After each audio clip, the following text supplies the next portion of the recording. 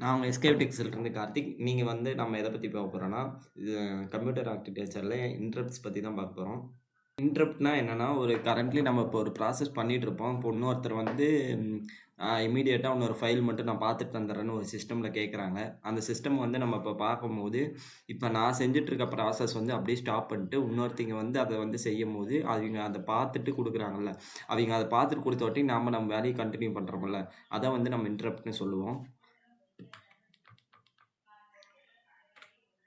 அடுத்து வந்து இன்டரப்ட்னா, ஜெனரலா இன்டரப்ட்ங்கிறது ஒரு சாஃப்ட்வேர் ஹார்ட்வேர் அண்ட் சாஃப்ட்வேர்ன்னு இத வந்து 2 டைப்ஸா பிரிப்பாங்க. இது வந்து இம்மீடியேட் அட்டென்ஷனா இருக்கும்.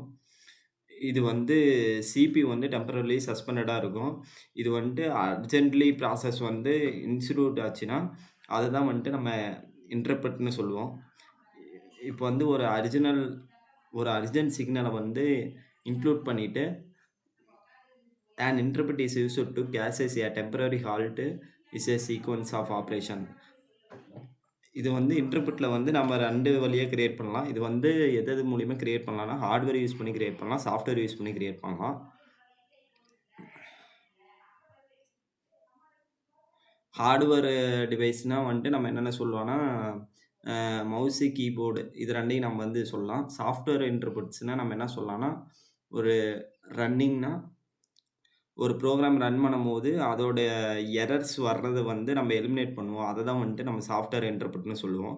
இது வந்து க கரண்ட் ஆப்பரேஷன வந்துட்டு ஃப்ளோ பண்ணும். அதனால வந்து சொல்லுவோம். எதுக்காக நம்ம வந்து இன்டர்பிரெட் சிக்னல வந்து நம்ம எதுக்காக யூஸ் பண்ணோம் அப்படின்னு பார்த்தீங்கன்னா, இது வந்து ஒரு ப்ராசஸ எக்ஸிக்யூட் பண்ணும்போது, ஒரு ப்ராசஸ வந்து எக்ஸிக்யூட் பண்ணும்போது, இத வந்து நம்ம யூஸ் பண்ணுவோம். இதுக்கு வந்துட்டு ஒரு அதாவது ஒரு பிரிண்ட்ட வந்து நம்ம ஒரு பேப்பர் பிரிண்ட் பண்றோம்னா, அதுக்காக வந்து நம்ம இன்டர்பிரெட்ட யூஸ் பண்ணுவோம். அது இல்லாத வந்துட்டு இந்த ப்ராசஸரோட ஸ்பீடு வந்துட்டு எக்ஸ்டர்னல் டிவைஸ விட அதிகமா இருக்கும்.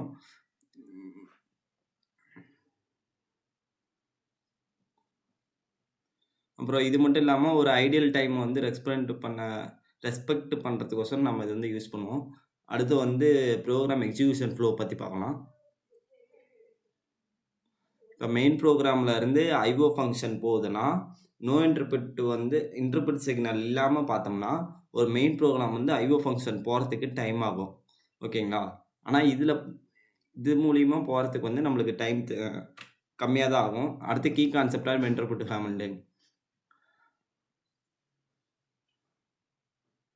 இது வந்து என்னன்னு பார்த்தீங்கன்னா, இது வந்து hardware interrupt, software interrupt, internal interrupts இதெல்லாம் டைப்ஸ் இருக்கு.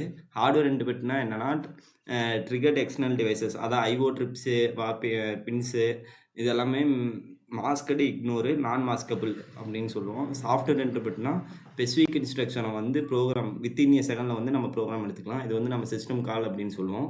இன்டர்னல் இன்டர்பிரெட்ங்கிறது ஒரு எரர்ஸ வந்து நம்ம எக்ஸிகியூஷன் பண்றதுக்காக நம்ம 0 ஆர் மெமரி ஆக்சஸ்ல வந்து நம்ம யூஸ் பண்ணுவோம். அடுத்து ப்ராசஸ்ங்கிறது என்னன்னா, அ சிபியூ ஃபினிஷ் ஆன அப்புறமேட்டு ஒரு கரண்ட் இன்ஸ்ட்ரக்ஷன் வந்து அப்படியே இருக்கும். கரண்ட் கன்ஸ்டன்ட் வந்து அந்த ப்ரோகிராம்குள்ளாரயே இருக்கும். நம்ம அதனால இத வந்து யூஸ் பண்ணுவோம்.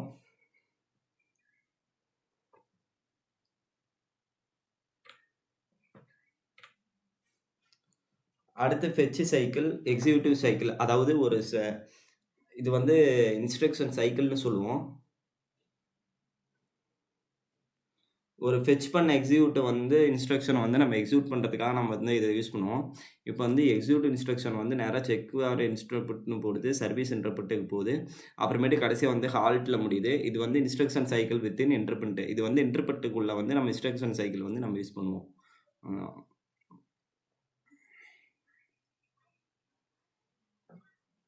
இப்ப இதிலேயே பார்த்தீங்கன்னா 2 டைப்ஸ் இருக்கு. இப்ப ரியல் டைம் ரெஸ்பான்சிவ்னு பார்த்தீங்கன்னா, கிரிட்டிக்கல் ஈவென்ட்ஸ்ல வந்து ஹேண்டில்டு அ இன்ஸ்டன்ட்லியா வந்து நம்ம வந்து இத வந்து மூவ் பண்ணிக்கலாம். அது இல்லாத வந்துட்டு ஐஓ ஹேண்ட்லிங்ங்கிறது என்னன்னா, அ ஃபவுண்டேஷனல் வந்து கம்யூனிகேஷன்ங்க. அதாவது கம்யூனிகேட்டிங் ஒரு சிஸ்டம்கிட்ட வந்து நம்ம எப்படி வந்து இது பண்ணுவோமோ, அதாவது அந்த ஆக்சஸ் இது எல்லாமே நம்ம குடுப்போம்ல. நம்ம அத தான் சொல்லுவோம். அடுத்து எஃபிஷியன்சிங்கிறது என்னன்னா, ஒரு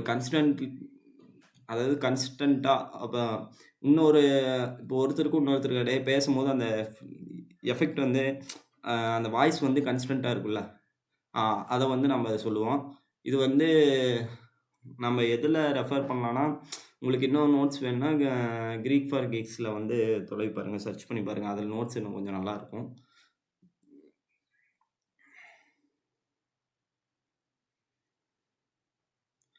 அடுத்து டிசேபிள் இன்டர்பிரெட் பத்தி பார்க்கலாம். டிசேபிள் இன்டர்பிரெட்னா என்னன்னா, இது வந்து ஒரு சீக்வென்ஷியல் ஆர்டர வந்து ஹேண்டில் பண்ணும். இது வந்து ஒரு டிராபேக் வந்து இதில என்ன இருக்குன்னா, அம் டைம் வந்து ரொம்ப கிரிட்டிக்கலா இருக்கும். அதனால வந்து நம்ம அத சொல்லுவோம். இது வந்து எதுல வரும்னா, டிசேபிள் இன்டர்பிரெட் எதுல வரும்னா, ஃபர்ஸ்ட் கம் ஃபர்ஸ்ட் செர்வ்ல வரும். டிஎஸ்எல்ல பார்க்குற மாரி வரும். அடுத்து டிஃபைன் பிரையாரிட்டீஸ் வந்து என்னன்னா, இது வந்து ஒரு அளவு குடுக்கும்போது, லோயர் பிரையாரிட்டிலருந்து ஹையர் பிரையாரிட்டிக்கு வந்து போகும். இதுல வந்து நம்ம எத ஃபர்ஸ்ட்டு சூஸ் பண்ணுவோம்னா, ஹை பிரையாரிட்டி தான் நம்ம ஃபர்ஸ்ட்டு சூஸ் பண்ணுவோம். லோ பிரையாரிட்டி வந்து நம்ம எக்ஸிக்யூட் பண்ணும்போது, ஹை பிரையாரிட்டி வந்து நம்மளுக்கு ரிசல்ட் காமிக்காது. அதனால நம்ம வந்து லோ பிரையாரிட்டி தான் யூஸ் பண்ணுவோம்.